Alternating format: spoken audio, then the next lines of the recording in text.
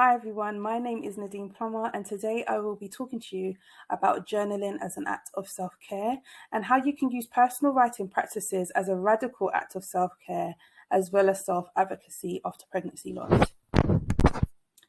So before we get started, I think it's really important for us to get comfortable. So what I want you to do is just click pause quickly, grab yourself a drink, definitely have a pen and paper to hand, close any tabs that might be on your phone right now or on your desktop, put the mobile phone on silent and give yourself at least 60 minutes. Even if we finish this within the 60 minutes, allow yourself that space to kind of just reflect and breathe and just process what we've just done in this session. Throughout the session, please be as present as possible. And if you do want to ask me any questions, do not hesitate to send me an email. I will list my contact details at the end. I'll be more than happy to connect with you and speak to you in that way.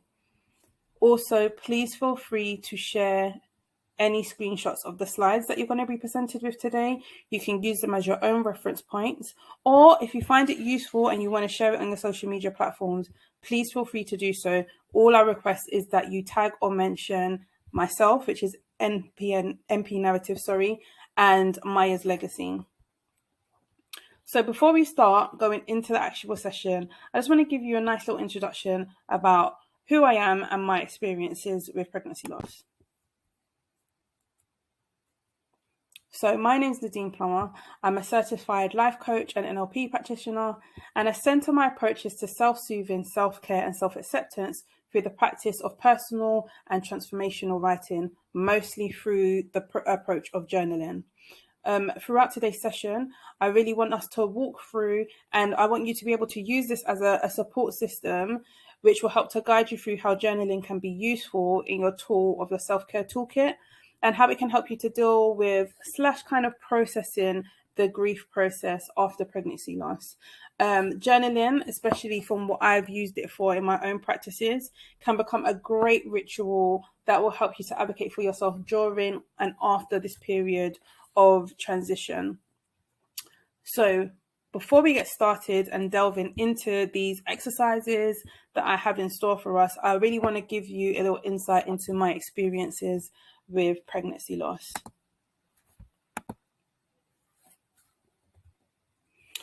When I went through my experience, I really wanted to use personal writing as a way of helping and supporting my growth. I think it's important for me to preface my own experience by saying that trauma definitely can leave us feeling isolated. It can leave us feeling vacant, sad, sometimes in denial. There's moments where we feel shame and we feel guilt. For me, writing therapies has helped me to explore my innermost feelings, my beliefs, my perspectives, as well as my perceptions in a safe and empowering way. Depending on where you are in your healing process right now, you might not feel ready to engage with personal writing practices, but once you do get to that stage where you feel like you are open to expressing yourself, it does become easier each time that you write an entry to kind of help unload and unpack and explore and really gain some insight into the way that you're feeling and how you wish to move forward with that. So in this sense, journaling will help you to piece together your fractured narrative by helping you to place your emotions into a more logical and rational framework, and a framework that makes sense to you. So more than this, journaling can really help you to find solace and comfort, a level of deeper understanding and meaning in situations like this that are very traumatic on an individual and on a family as a whole. So use this as a way of helping you to navigate and accept this chapter of your life, but also how you're going to progress thereafter. The last thing I want to leave you with before I tell you about my experience is that journaling allows you to have the opportunity to reframe your perspectives on what's happened. It doesn't mean that you're trying to edit the experience. It doesn't mean that you're trying to rewrite history. But what it does do is that it makes your narrative more palatable for your spirit. And this means that you're able to situate yourself in a way of understanding what's happened, feeling more connected with yourself, as well as seeing the areas in which you do need to advocate for yourself in the future as you move forward. It definitely allows you to move forward and transition into the next stage of your life with a more renewed energy. And most importantly, it allows you to learn how to be more compassionate with yourself in regards to situations like this. So a few things that you need to remember is that you don't write about your traumatic experiences until you feel ready to revisit and explore them. Make it an experience. So when I say this, you want it to be an experience where you feel safe, held, and supported. So remove any distractions, feel comfortable in the space that you're in, and create an environment that makes you feel all of these things. Let your thoughts and feelings come to the surface. So with journaling, it's not about you censoring or diluting yourself. This is a space for you to be 100% yourself, be honest, be open, be vulnerable. Don't worry about grammar, semantics, all of that stuff doesn't matter, because at this stage, we're just focusing on you and how you feel and the ways in which you want to express yourself. If you do want your journal to be a private space and it might be something that you want to share with others, then definitely try and keep it somewhere that's safe and secure. So if you are writing in an actual notebook, then maybe find a space that you can lock it away, or only a space that you know that isn't really interacted with a lot of people. If you're using your phone, for example, most features on phones now allow you to add like a pin or some sort of way of locking the actual app, so it's secure. So please put those things in place either now or at the end of the session. So with all the formalities being said and done, I would just like to tell you a little bit about my personal experience and how journaling has helped me navigate it.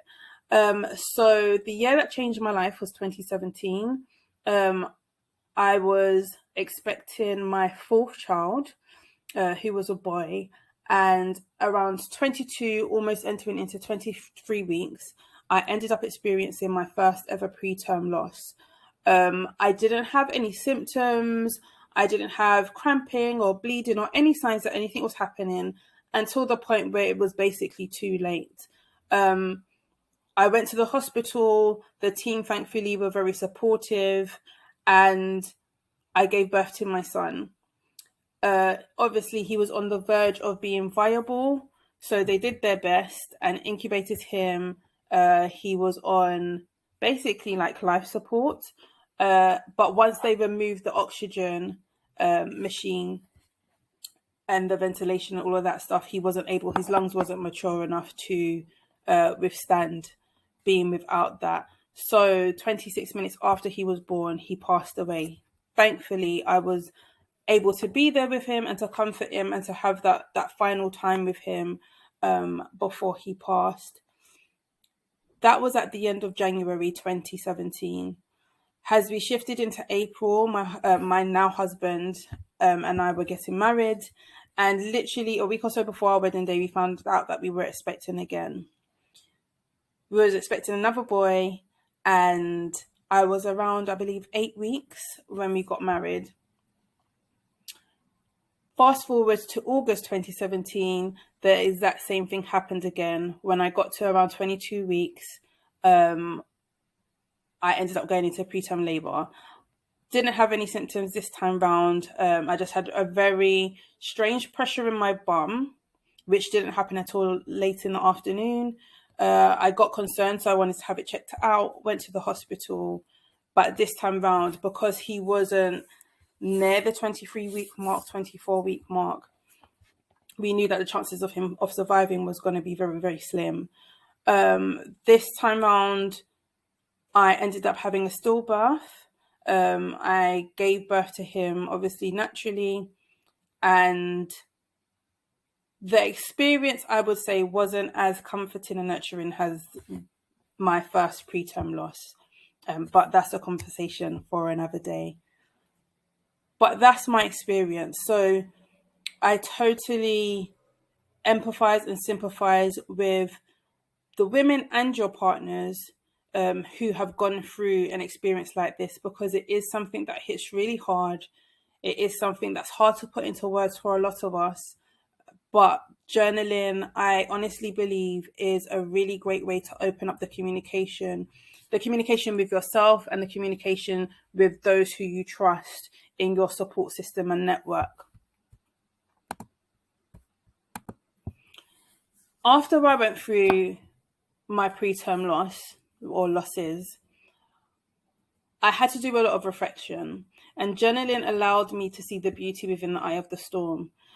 It was very easy for me to want to shelter myself away. There were times when I felt an immense amount of grief, especially with my husband not being there the first time round. There was a feeling of him experiencing what I went through alone, plus having children who were the age where they understood what happened, and the fact that it happened twice in close proximity. There was a lot of emotions that we had to deal with. So I went through my stages of feeling a lot of grief, a lot of shame, a lot of guilt, a lot of confusion, as there were no medical reasons as to why this happened. And it was very rare, I was told, that it happens the same way. At the same duration, considering that I had no underlying medical issues. Up until that point, my pregnancies were basically bog standard pregnancies. However, when I did journal, it gave me the space to process and regulate my emotions. It allowed me to really concentrate on how I was feeling, alongside preempting my and empowering my self-talk and the ways in which I wanted to move forward for myself, once I allowed the grieving process to take place. I want to start off by giving you this quote that I had written down in one of my journal entries. We will always carry our grief with us. The outcome is not to act as though it never happened. The healing comes from learning how to live alongside these natural moments of remembrance. And for me, that's exactly what it is. That period of time, although very traumatic, now I can look back on it as a moment of remembrance for my children that transitioned.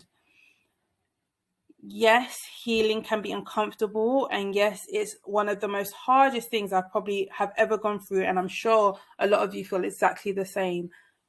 But grief isn't something that's going to just disappear. Our mourning for our loved babies is not going to just switch off with a flick of a light. It's something that we have to slowly learn to live alongside.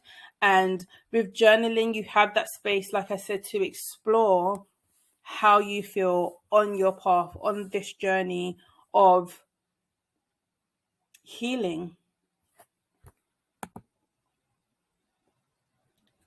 So once we've gone through this process of going through the motions with the hospital, having our medical checkups done that we have to have done after experiences like this, it can feel extremely overwhelming.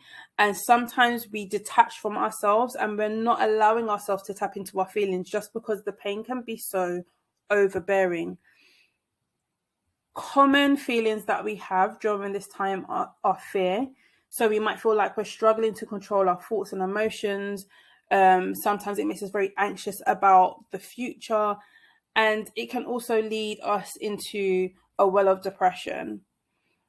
We often feel guilt, especially if we're replaying the event and wondering whether we could have done something that was different, trying to make it logical in a way that we can reflect and kind of put things into a different perspective. It can be very isolating, although this is something that is very common, and unfortunately something that's not spoken about as much. It can feel like the walls are closing in on you. And when you feel isolated, it is 100% understandable. But you need to take this time for yourself as a way of regulating your emotions, tapping into how you feel, tapping into what your needs are, and ideally reaching out for help where you can. So whether that's contacting somebody you trust, whether that's seeking out medical professional guidance and support, could literally be you writing an email to somebody.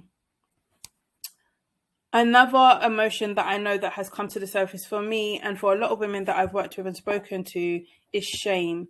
You might feel as though you're filled with shame and that you're blaming yourself for the events that happened. I'm here to let you know that this was not in your control, and although we wish that we could have waved the magic wand or we could have done something differently, the harsh reality is that this is something that has happened, and there's only so much that we could have done to prevent it.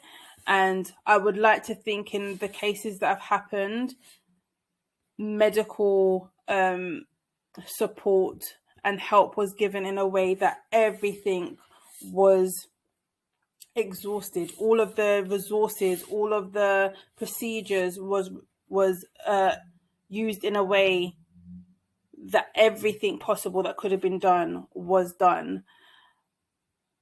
With shame and healing in the same mix, there comes a point where you have to start learning how to prioritize yourself and how to show yourself the grace and the compassion and the tenderness that's needed to make this process not as overwhelming or consuming, fretful, doubtful, anxiety inducing.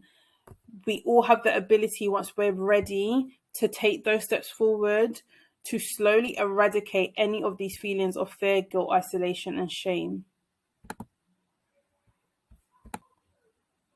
One thing that helped me a lot during my journaling process was to name my emotions. In this instance, for today's session, I want us to name our grief. So, are you feeling numb? So where you may feel numb, you may feel like you're in a daze, in a trance. It could be delayed shock that you're in. These bring up a lot of strong emotions. And even though we say we feel numb, that's more of a repression of us not wanting to tap into those feelings as a way of protecting ourselves almost. You can feel angry. Your grief can make you feel extremely angry. You might be angry with yourself. You might be angry with other people. But this response is a natural response. It's something that you have to be very mindful of. Obviously, certain times you cannot control our emotions, especially when it's something as heavy as this. And therefore, it's really important for us to, like I said, show ourselves that grace and that compassion. There are days where you're going to feel empty. You're going to feel like there's a void missing. And this can also feel quite overwhelming. And it may feel like it's never going to go away. In time, it becomes easier to navigate that feeling of loss. If you're really struggling with this, definitely go and seek professional support. At the bare minimum, try and talk to your partner or a trusted family member or friend who's happy to help be that person of support that you need. Other times we feel extreme sadness.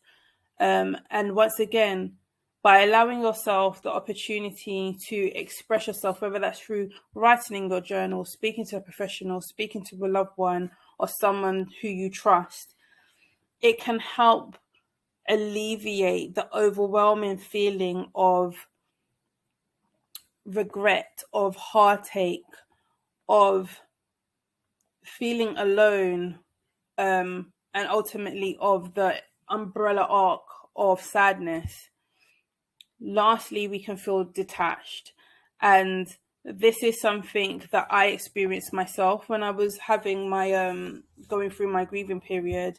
I did start to become very detached from myself, not necessarily those around me, but I had so many questions from myself due to me not having any answers that I felt could explain what happened to me or why it happened to me.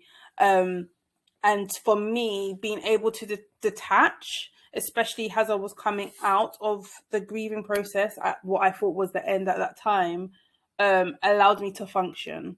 And sometimes we detach just so we can get through each day. But once again, when I started to lean more into my journaling practice, it allowed me to explore my behaviors and my reasonings and also my triggers that would enable my detachments from self.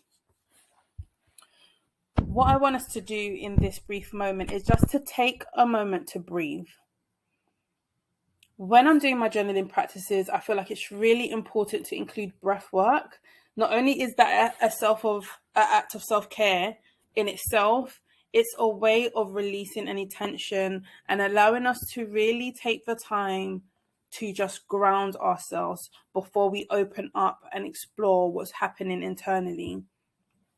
I would truly advise for everybody to use this as part of their practice, whether that's before you start journaling or after, or both, if that's something that feels natural and supportive for you to do. When I do the breath work, it helps me to release anything that's no longer serving me before I give myself and purge myself onto the page. It gives me permission to be open enough and vulnerable enough to not only outpour, but to receive any messages or any revelations or awakenings that happen within that process of either breathing or writing down my entry. So I would just like for everybody to get comfortable at this moment. I want you to relax your shoulders, so don't have your shoulders up there. Relax your shoulders back. Plant your feet firmly on the floor. If you are going to only breathe out of your nose, which is fine, please make sure that your tongue isn't on the roof of your gum, because that will automatically cause tension in your jaw. We want this to be as relaxed and as soothing as possible before we go into the next stages of this workshop. So if we just take a moment to just breathe in and out at our natural pace. So you can breathe in through your nose, out through your mouth, or just your nose or just your mouth, whichever one feels more relaxing and comfortable to you. And you're just going to go with your natural breathing pattern. We're not going to force anything to happen. This is just about you getting into the moment, allowing yourself to ease into the next stage. This is just a time for you to really tap into you, to connect with any sensations that's happening in your body. This is the space that you come where you want to feel safe and held, because remember, we can always do these things for ourselves first and foremost.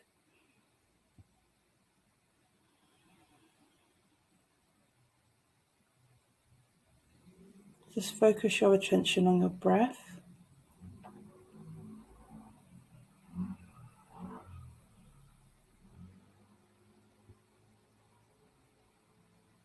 And as you're just flowing with the natural pattern of your breathing, I want you to start to visualize the softness of its flow, how the air travels as you inhale and exhale throughout your body. Allow for the calmness of your spirit to wash over you. This is the time for you to bathe yourself in this moment of connection and your connection with yourself.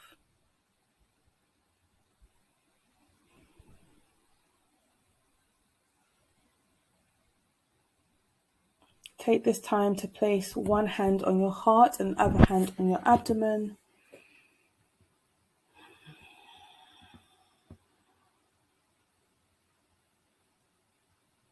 And just feel the breath as it travels through you.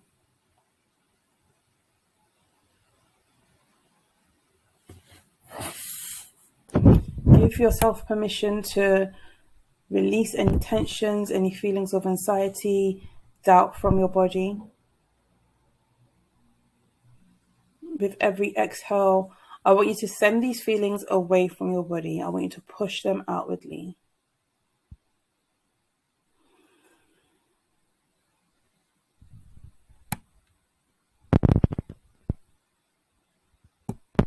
This moment is time for you. This is solely about you and your needs, your emotions, your awakening, your breakthroughs.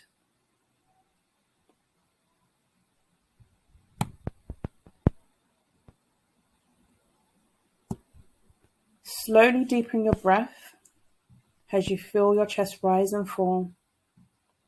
And just sit in this stillness. This isn't about judgment. This isn't about noting down any thoughts that you're having or becoming too engaged with any emotions that might be rising to the surface. This is about you just taking this time to ground yourself, to release anything that's no longer serving you, and to start opening up space in which you can outpour from, but space that you can also receive from.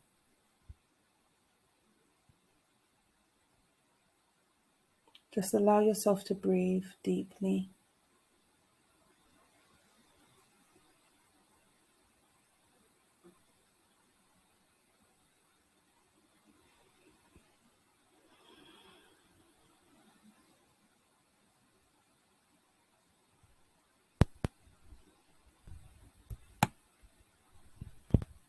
And as you start to take your last deep breaths,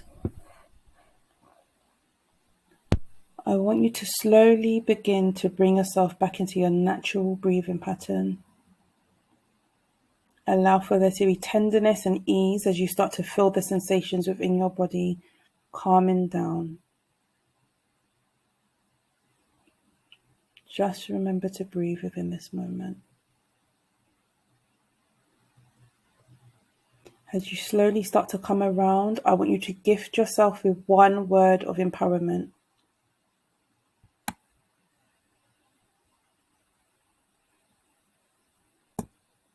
As you enter back into the room, bring this word with you.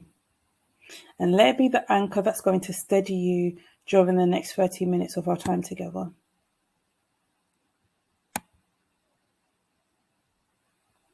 As you begin to take that last deep inhale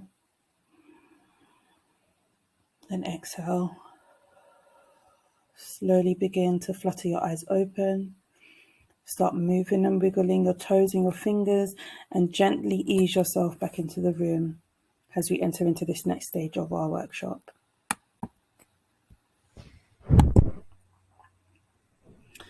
Now I want us to take the time after that breath work to be honest and to be ready to release it all. Let us begin using this time to confront our relationship with our grief. The next inner work exercise will help you to identify your raw emotions. Thus, it's going to allow you to embrace your feelings fully. Grief is not an emotion that we should run away from, hide from, or ignore. It's an honest emotion that we have. It's one that informs us of how far we have traveled on our journey of healing after this experience of pregnancy loss, as well as in any other traumatic experience that we may encounter in life. The first exercise that I want you to do is to write a letter to grief. Let grief know how it makes you feel. I want you to be bold. I want you to be unapologetic with your words. Let every syllable hit grief in between the eyes. This exercise is about you reclaiming your identity, your womanhood, your self-love, and your self-worth. This is the first stage of you beginning a process of advocating for yourself. So feel free to pause the video here. Take as much time as you need to write your letter to grief. Feel free to come to and from this. And this might be something where you write a series of letters. Just allow whatever has to come up to the surface to come up. And like I said, be bold and unapologetic. This is your time to say exactly how you feel.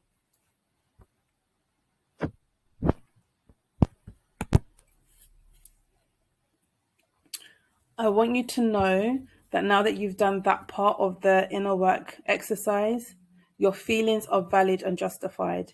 I want you to allow yourself to feel your emotions, befriend them, take ownership of them. Let your feelings guide you and not hinder you. This is the time where we are claiming it all back. We are empowering ourselves to know that even through these moments of darkness, we are able to still come out and see the beauty, and we are able to still be the best versions of ourselves moving forward. Journaling for me has allowed me to self-soothe through the process of my pregnancy, through the process of mourning and grief after my pregnancy loss. It's been a way of making those moments of discomfort and dis-ease more bearable. It's given me the opportunity to really position where I am, but also to help me to articulate my feelings so that when I am talking to my loved ones or any medical professionals that I encountered, like counseling or therapist or even my GP, I was able to really be clear and concise on what I needed.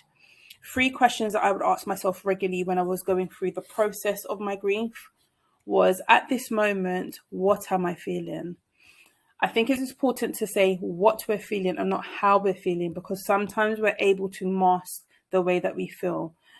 This is a very specific question. This is a question that identifies where you're at within this moment in time. So when you answer this question, think about how your body feels physically, energetically, and consider how your body is signaling to you where there might be discomfort, tension, and anxiety. Where are these feelings located? What sensations do these feelings bring up for you, which I think is also very important. The second question I would ask myself is, what am I needing at this moment? Do I require support in the form of someone to talk to? Do I need to be held physically? Do I want to sit in silence? It makes you think about your immediate needs. This is a question that helps you to become very present. And I will say once again, when asking yourself what you need, remember to breathe through it. Don't force yourself, don't overthink, don't overanalyze. Keep it to the bare basics. What am I needing right now? And how can I also have that need met? The last question I would ask is, what is the dominant emotion? Sometimes in grief, like we were saying before, we have different emotions, different feelings that come up, and there's usually one that's more prominent than the rest. So I would want you to think about that one dominant emotion and label it correctly. So if you are saying that I'm angry, break that down. What is the anger? Is it frustration? Is it discomfort? Is it annoyance? Is it distrust? How is it showing up? A great way to expand your vocabulary within your healing is an emotional wheel. You can find these on the internet. There's lots of different places, Pinterest, spaces like that. If you just type in emotions wheel, it will literally break down different words and terms you can use for a specific dominant emotion. It can feel really intimidating when we do this specific question, simply because it's asking you to be extremely honest with yourself, even if it makes you feel uncomfortable. However, by forensically dissecting this emotion, you're able to define it, which means that you're starting the process of disrupting that and changing your perspective and the narrative that surrounds it. In the next 3 slides, I wanted to give you a little breakdown of extracts that I wrote within the periods of my 2 experiences with pregnancy loss, and how I use these questions to kind of get my mind thinking. So when I asked the question, at this moment, what am I feeling? I wrote, today, right now, at this moment, I'm feeling tense and numb simultaneously. My brain is trying to logically explain what has happened. It feels foggy in there, like I'm waiting to wake up from a bad nightmare.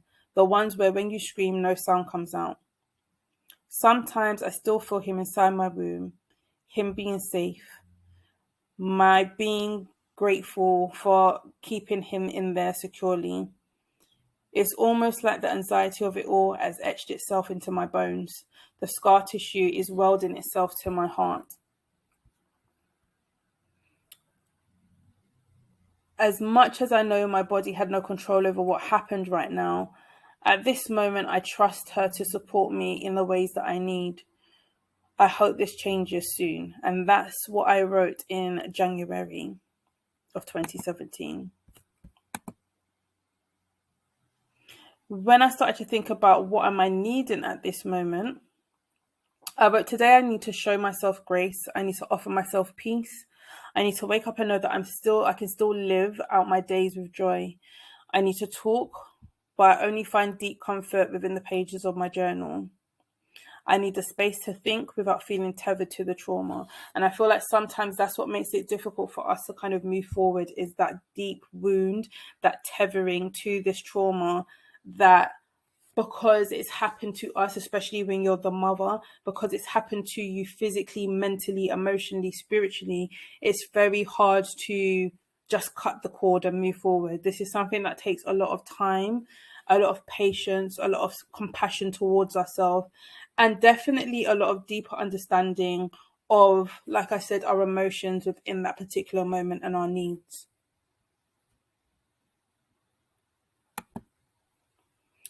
So when I did my what is the dominant emotion, I did it in this form where it was almost like a mind map. And this brings me to a next tip, which is your journaling doesn't have to be long-winded paragraphs. It could be bullet point lists. It could be mind maps, whatever makes you feel most comfortable, whatever expresses your emotions in that time, go with it. There is no right or wrong. My dominant emotion through my time of grieving was helplessness. Being somebody who considers herself to be quite determined and motivated and strong-minded, this was the first time where I really had to look at myself and understand where my vulnerability lied, and how to tap into that in a way that would allow me to ask for help, which is something that I didn't do quite often prior to this moment. Once again, it was also helpless because I didn't have control, and I'm somebody that's very organized. I like to know what's happening. So to be in a position where it seemed like everything and more was taking place and I couldn't have any control or change any of the moving parts or the factors left me feeling extremely helpless. So I wrote down things like not feeling that I can trust myself, feeling filled with grief and not knowing where to place it, feeling like I'm not worthy enough or was worthy of the pregnancy or the children, not having the answers to explain or justify what happened to me. Obviously, depending on what what dominant emotion comes up for you, there will be different things. Some things will intersect. But once again, it's about us being honest about how we're feeling within that moment. And this is also a good journaling exercise that you can do with your partner. I want us to shift gears slightly because I feel like this is something that hasn't been spoken about much in regards to when it comes to how we can use journaling as an act of self-care, but also how we self-advocate when we speak about our bodies. I think it's important for us to love on our bodies. After I went through my experiences with pregnancy loss, I realized that I had a very unhealthy relationship with my body, which I'd never had issues with my body before. I felt as though my body betrayed me. I felt like it let me down. It played with my emotions. I didn't feel like I was going to be able to win the battles that I needed to win. I totally lost faith in her ability, in the strength of my vessel to help carry me around and through the world. I kind of deemed my body as faulty and damaged. Prior to this, I never had any issues with my other pregnancies. I never had any miscarriages before 2017. So it was a real shock to the system when this happened, especially because everything went so well throughout my pregnancy up until that point that I had a lot of distrust for my body. I feel like this is something that is normal when women go through something like this. Once again, for me, this played into my need, or what I felt was a need to detach from my body. Because sometimes when you go through something so traumatic, it's very hard to articulate it. And in some ways, it was easier for me to project onto myself, and when I projected onto myself, I projected directly to my body because it was a physical, tangible thing. Not in a way that was self-harming in a physical sense, but mentally negative self-talk, negative beliefs surrounding what my body did and didn't do was something that really impacted me a lot. And I'm sure it's something that a lot of you can relate to. So in the next few slides, what I want to do is use this time to help us accept and appreciate, and even in some cases, awaken our bodies, parts of our bodies. At the end of the day, our body is a powerful vessel and it's an instrument. Even if we feel as though it may have failed us in some way, it's important to remind ourselves that without it, where would we be? Where would we be without our bodies?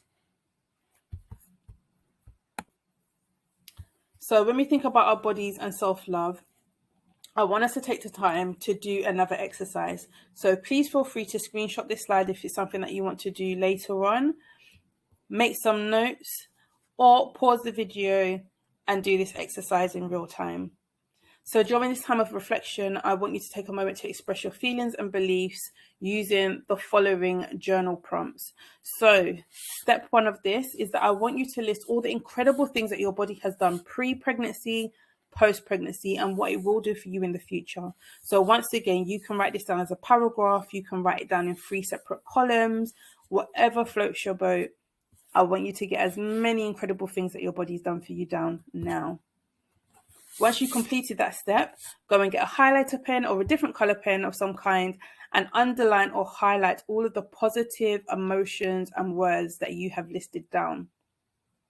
The last stage of this is that I want you to write an affirmation for each word or phrase or positive emotion that came up.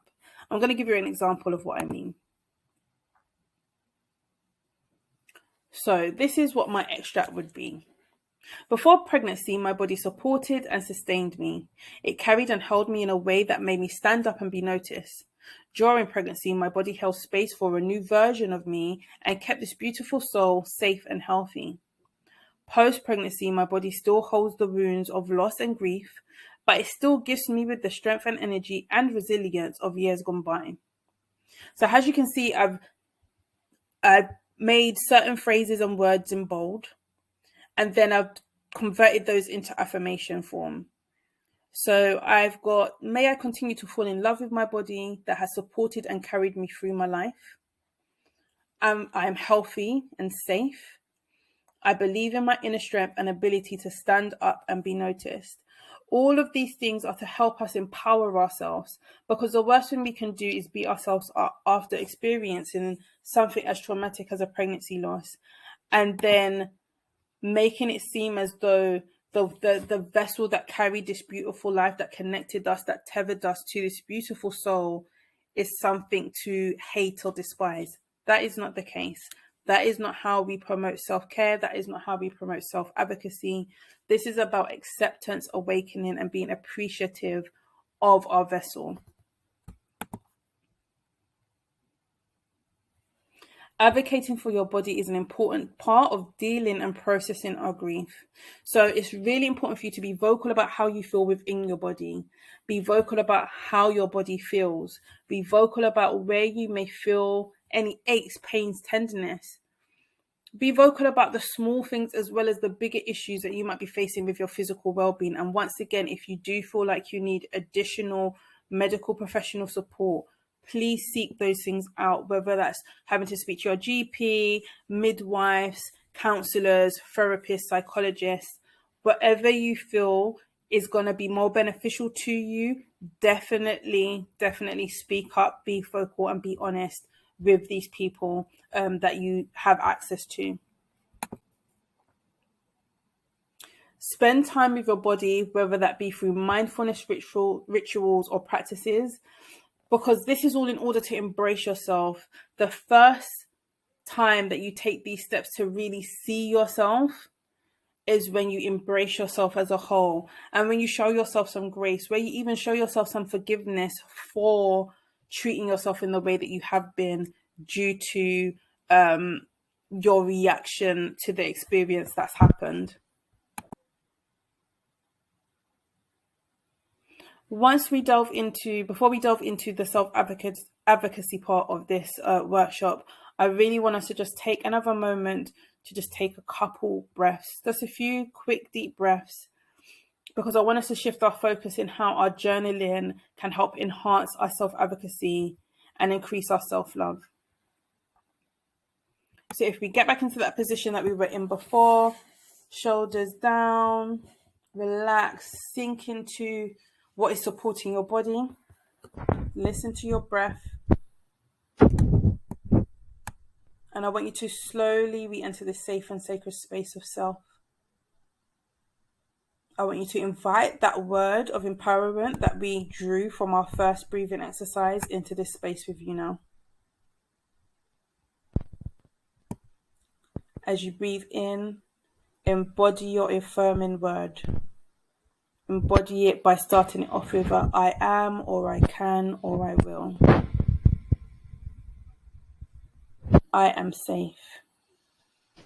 I am deserving. I will heal. I can hold space for myself. And with each exhale, I want you to repeat these words. Thank you for holding space for me to heal. And that is your mantra for your body. Place one hand on your heart, one hand on your abdomen, and just follow the air as it surges through your body. When you inhale, inhale your word of empowerment. And when you exhale, exhale, thank you for holding space for me to heal. Repeat this mantra several times. So if you feel you need to pause right here, pause it and take as long as you need. When you're ready, I want you to slowly come back into the room with more ease, compassion, and tenderness. More than what you came into this session with. When you're ready, let's move on to the next part of this workshop. So, the importance of self-advocacy. It's important for us to learn self-advocacy skills because it helps us to know what we want and what is possible for us to expect. It also means that we have more control over the decisions that we're making for ourselves, and we're more inclined to make more intentional, good decisions. Self-advocacy is also very empowering, as you can see from the exercises that we've done. It helps you to speak up for yourself, and it helps you to make clear decisions, good, healthy boundaries that can be maintained and sustained from this point onwards. So how can journaling help you to increase your self-love and enhance your self-advocacy skills? Well, it's important for us to learn that self-advocacy skills because it means that when we mold the two together, so if we have journaling over here, journaling in itself is an act of self-love. Self-love is kind of the core that holds these two parts together. So journaling on this side, self-love in the middle, self-advocacy on the other side. So think of it as a beautiful spectrum. We can flow in between these spectrums with ease, with grace, with compassion, with forgiveness, with openness, with vulnerability. And by doing so, we're able to see parts of ourselves we rediscover, we reinvent, we learn to accept, we learn to hold on to, we learn to let go of what serves us or no longer serves us. Journaling is a way of documenting these things, and that's what enhances our self-love, because we can always go back. We can always go back and revisit and see where we started and where we are. We can take note in our reflections. When we cross over to the self-advocacy, the journaling helps because it allows us to really see our behaviors, our patterns, our wants, our needs, our goals, our desires very clearly, because it's written in black and white. And it's what we put out there. It's not what somebody else has told us to think. It's not what somebody else has suggested. Our journals are our thoughts, our feelings, our innermost thoughts and feelings. And because of this, we're able to enhance and increase our self-love as much as our self-advocacy. So where can you self-advocate? Now, this may seem like a very common sense question, but as we know, sometimes common sense isn't brought for free. So you can have your self-advocate for you at work, in hospitals, in the doctor's office. Definitely start off making sure that you self-advocate within your home. There's so many places that you can literally stand up, come as yourself, show up as yourself, show out as yourself, and be heard. It's really important to make sure that when you are self-advocating, you're not doing it as a way to belittle or intimidate or overpower somebody. You're doing it because your basic right is to be heard, to be seen, and to be held, and even to be respected. You have to remember that nobody knows how you feel. No one is a mind reader. People can have their assumptions. People can also project onto you based on their own lived experiences. But until you start to vocalize why you feel, what your needs are, where you're trying to go, you're going to end up in a lot of situations that do not serve you well. And the last thing you want is to be in a situation that doesn't serve you well when you're dealing with an amalgamation of different symptoms of grief from the trauma.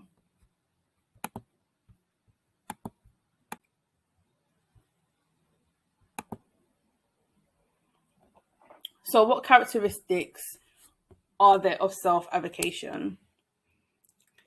So The fundamental characteristics of when you know you're doing a good job at self-advocating is being somebody who says what they think and what they feel.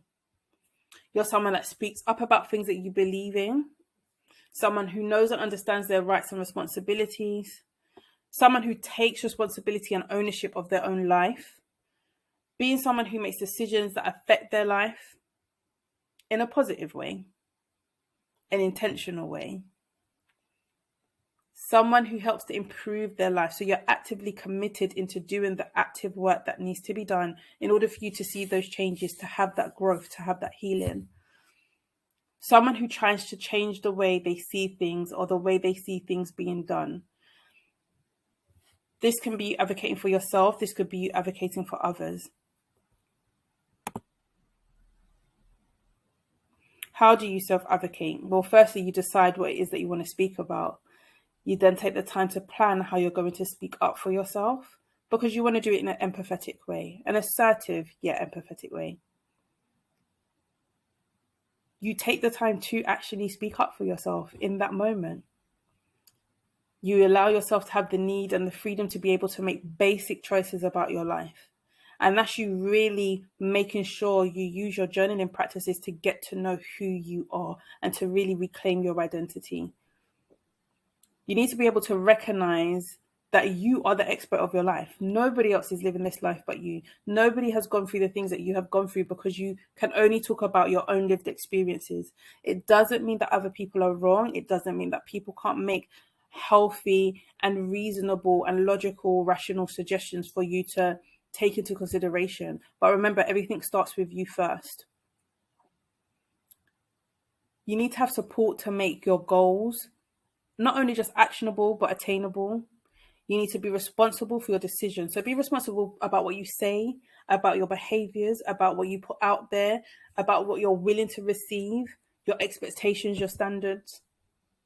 And you also need to believe that you're able to fix the things in your life that are not working and work towards the things that are important to you. So definitely start learning how to carve out that time for yourself to really understand who you are, what you stand for, what you need, what you want, all of the wants. And that's another good journaling exercise that you can do. Make a column of 3 lists. What do I need? What do I want? What will I have? And just use that as a seasonal thing that you go through and check off everything that you managed to attain. Check off every need that's met, every want that has been achieved. With self-advocacy comes the assertiveness. Like I mentioned before, it's really important for you to be empathetic, but also assertive. So clearly communicate what you want and set a boundary that is realistic. Remember, first and foremost, boundaries are for you before they're for anybody else. So take that into consideration. Show respect to everybody involved. This isn't you having to badger people. This is about you taking that time to express yourself, to allow yourself to be heard, but also to be respectful of any responses that you get back. Remember, you can express yourself, but it's not your duty to take on how somebody else is going to receive it. All you can do is focus on the intention and how you put your message across. Document your experience. So once again, get back to the journal. Journal down any notes that were taken, whether that's in a meeting, whether that's in a phone conversation, whether that's to do with, I don't know, what IG live that you saw. Document it. Make sure you have a way of going back to review what's happened, where you started, so you can see your progression. Ask for clear, accurate, and unbiased information about anything that you want to discuss. It's important that you're very clear and very accurate and unbiased, because you want to get the right information back to yourself. You want to be in a situation where you're not walking away thinking, what just happened? What did they mean? Did they understand what I said? And lastly, if you feel the need to, always go and seek a second opinion. I would say, if you're feeling like it's more of an inner critic thing and you're just being doubtful of yourself, go with your instinct. But if it's something where you feel like you need another opinion to help solidify what's happening, not to justify what you want to do, then by all means do that. The 5 components that I really want you to walk away from in regards to the journaling aspect of self-advocacy, as well as it being a radical act of self-care, are these 5 things. Remember, it's about being tender and kind to yourself and to those who are around you.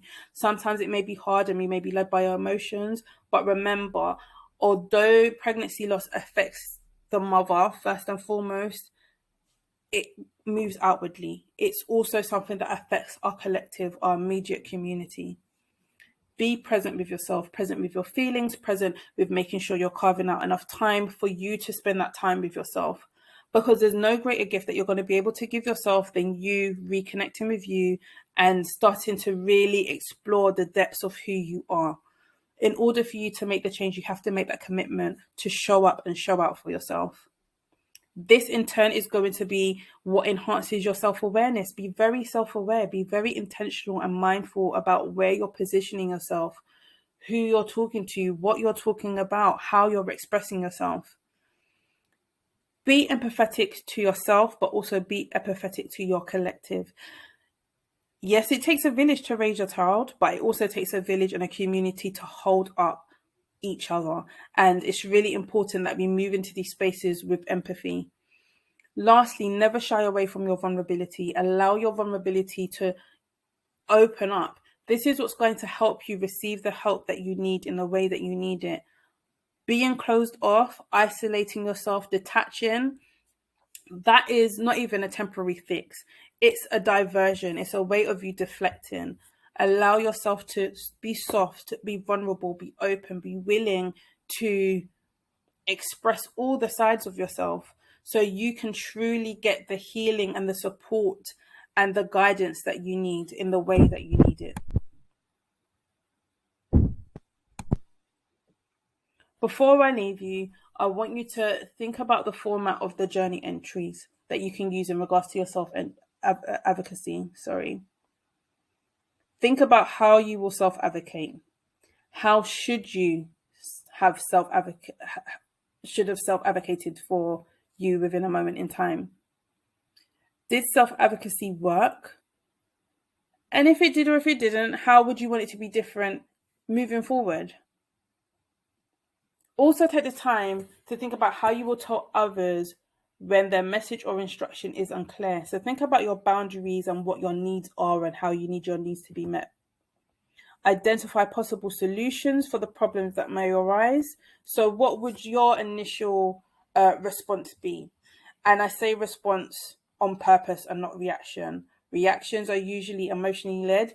This is about you taking the time to identify what the logical, rational response should be if XYZ were to occur. Be sure that you ask for help. Even if you cannot find it immediately, put it out there that you're needing some help and support to help find an effective solution for the way that you're feeling or the way that you need to be supported. Identifying solutions means ultimately that you're going to get your needs met. So it's in your best interest as well to always keep that line of communication open, to be vulnerable, to be open and honest as possible. So I want to leave you with these final journal prompts for you to consider. So these are all sentence starters, so feel free to pick which ones you want to use all of them. And once again, these are things that you can always refer back to, so please feel free to screenshot this last page so you have some journal prompts that you can work on and revisit. Today I am missing, I am having a hard time with, the hardest time of the day is, I have been feeling a lot of. For you to allow yourself feelings and space and room for them to transform into something else. So what are you willing to share, to do, to speak on? I could use more of, and I could use a little less of, which is very important. And these are things that you can think about outside your journal, especially the last two. What could you use more of in this time? What could you use less of during this time to help you feel as grounded and as supportive, safe and secure as possible? Going through pregnancy loss can be a really challenging time. And like I said, this is about us learning to live alongside the grief, because that pain never goes away. And I wish that there was some way that we could eradicate it but it always remains with us. The purpose of journaling, the purpose of self-advocacy is for us to learn new ways of expressing ourselves, identifying what we need, learning how to be more compassionate and graceful with ourselves, learning that we might not be able to have all the answers and we might not understand the whys, but we are able to accept and appreciate all of the beautiful moments that were carried within that moment of time. And the last thing I want you to walk away with before I end today's session is for you to know that your baby chose you for a reason. And at the bare minimum, take the time to really think about the amazing person that you are and all the good qualities and characteristics that you have as to why that child looked down and said, that's who I want to be my mum. That's who I want to be my dad. Write about it in your journal. Remember, this isn't about us forgetting. This isn't about us moving on before we're ready to. This space that Mayah's legacy has left us is a space that means that we can come together and we can support each other in ways that we might not be able to access outside of this space. So I hope that you have all enjoyed this workshop. I hope that it brings you the healing and the resources to help you on your growth and your healing journey after pregnancy loss. Here are some support systems that you can contact. So please definitely screenshot this page.